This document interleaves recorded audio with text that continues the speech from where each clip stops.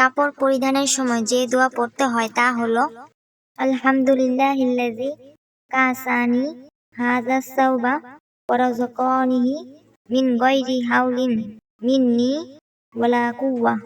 অর্থ, সমস্ত প্রশংসা সেই আল্লাহর জন্য যিনি আমাকে এই পোশাক পরিধান করিয়েছেন এবং আমার চেষ্টা ও সামর্থ্য ছাড়া আমাকে তা নসিব করিয়েছেন। উৎস: সুনানে আবু দাউদ, হাদিস নং 4023।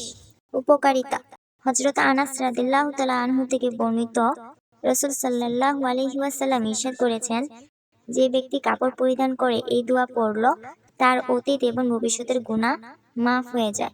ভবিষ্যতের গুনাহ মাফ হয়ে যাওয়ার অর্থ এই যে আগামীতে আল্লাহ তাআলা এই বান্দাকে গুনাহ থেকে হেফাজত করবেন।